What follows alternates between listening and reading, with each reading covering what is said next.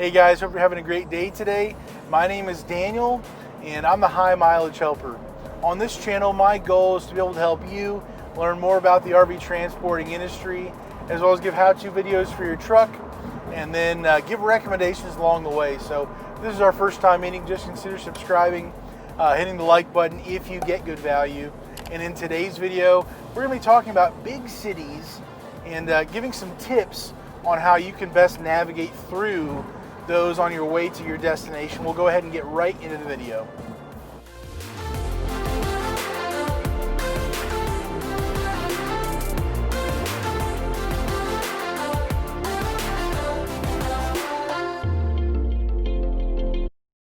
So big cities, what are the challenges as a RV transporter going through big cities?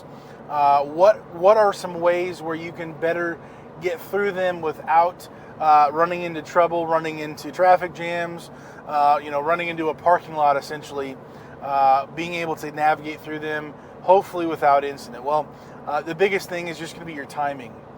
Depending on these big cities like Atlanta, Nashville, and there's many more across the country. You can just look them up and just see, type in the United States worst, traveling through big cities, and a whole bunch will pop up. But what are some ways to actually get through them? And the biggest thing is just going to be your timing. My experience with them, I do try to avoid them as much as I can. Sometimes you can't. I'm not going to go way out of my way to avoid a big city when I've got a delivery just on the other side. That happens often when I go through Atlanta. Several drop-offs there just on the southeast side of Atlanta. And so for me, it's not worth it to go way out of my way. And so for me, the best option is just go through there. Well, timing is going to be number one on the list for tips on being able to navigate through there. Really 6 a.m. to about 9 a.m. Are probably going to be your rush hour traffic times in the morning. For your afternoon, evening time, it's really going to be somewhere between 3 and 7 p.m. is where things start to get really dicey. Kids are going to school, then the kids are coming back home from school, traveling all over the place. And the real truth is that most people in these bigger cities, they know the routes to avoid these traffic jams. But us, as people who are just passing through, we don't really know as well where to go. What are some quicker ways around town that you're not going down side streets, but you're still able to navigate through the whole city. And so for us as drivers, to avoid all of that mess, your timing is going to be number one. Number two is going to be probably something that you won't have to run into as often, but it is very important. Make sure you have plenty of fuel. You do not want to start heading into a big city when you've got a quarter of a tank left, or who knows how much you have left. You need to make sure you have plenty of fuel to be able to get through that place, especially if there's construction, if there's accidents. Man, they just happen so often, and it can just be a game changer. Listen, I've gone through Atlanta where I had about an hour to spare before my delivery I wasn't going to be able to finish my delivery that day. I was going to have to wait till the next day. I had an hour to spare heading into Atlanta, and as Atlanta takes no prisoners, there was an accident in the middle of construction. So guess what happened to me? I ended up calling the dealership multiple times and saying, hey, here's my ETA, here's where I'm at. Is there any possible chance you can give some grace with me as I'm trying to navigate through here? They said, listen, we'll give you an extra 15 minutes to get here, and then we still have to start the whole process. So they ended up allowing me, when I got there a little over 10 minutes past when I was supposed to be there. And so still within the little grace period, and I was able to deliver. But man, that last city on the way there, it just about took the legs out from underneath me. And so as transporters, we have to think through those things. Being able to plot out our full logbook to be able to say, hey, well, if I go to bed now, if I pull off the road now, this means that I'll be getting to this big city at around this time.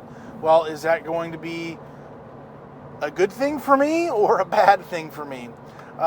It's a little interesting. It's funny. I've got a friend who often goes through there on a more regular basis, and he has found that sometimes it's just worth it to be able to take more than your 10-hour break on your logbook, because he would have gone and been right in the middle of rush hour traffic during those bad times. And so if you just wait a little bit longer to start your full day, or maybe take your 30-minute break before you get there, to maybe be a little further towards the middle of the day during lunchtime, or in the evening time, way past the evening rush hour, those can be a beneficial thing to where you're plotting your day out to where you're going to be kind of working around that city. Now, what happens generally with that, in my experience, has been, I go through that city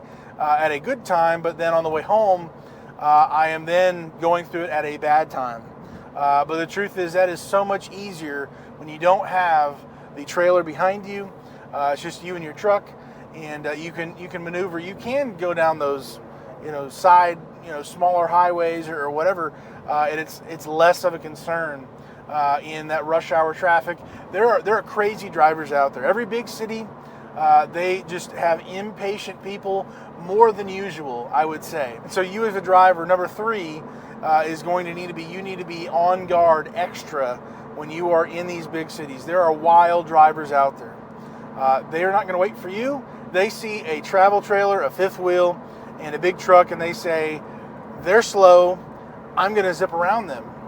They're not looking, they're not watching, and that's how these accidents happen in the first place.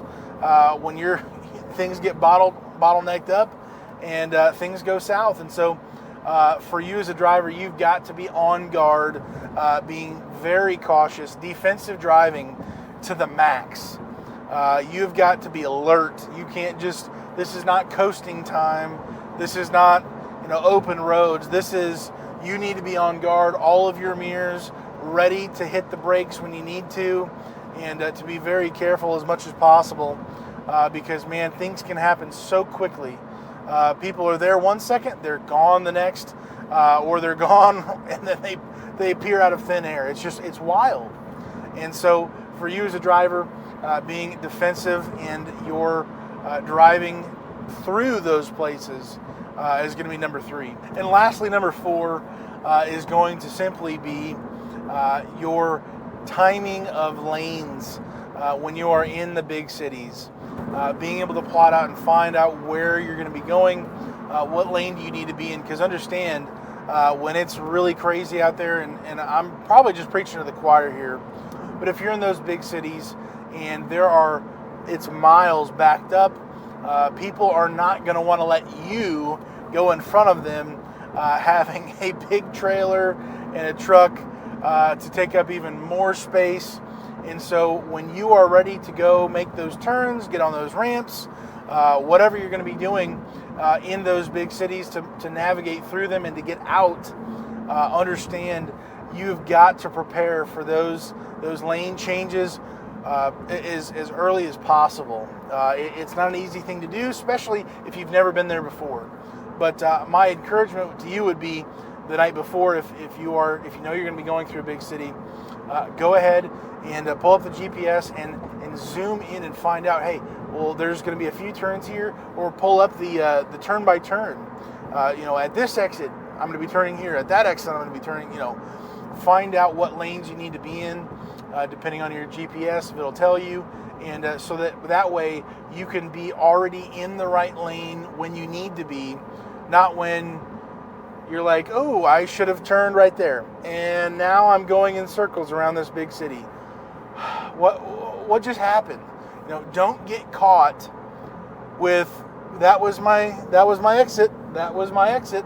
That just really stinks. And the reason why I know this is because I've done it, and I've waved to my merge lane as there is a wall of drivers who are not letting me in. they do not care. They don't care about you. They care about themselves getting to where they need to go. And so it can be very difficult when you don't know where you're going in these big cities and they are not letting you in. And so be prepared. Already try to find yourself in that lane before it's too late. I probably missed a few things, but these are just some rough ideas about how to better navigate these big cities. So let me know down in the comments below if there'd be anything you would add to this list when you are navigating through big cities. I'm probably missing several things, but hopefully this has helped you to kind of start thinking about, what is it like to get through these big cities with a big trailer behind you? What's the safest, sanest way to be able to survive these big cities? And so anyways, hopefully this helped you. If it was, consider liking and subscribing to the channel. So until next time, hopefully you're having a great day today. Stay safe and God bless, guys.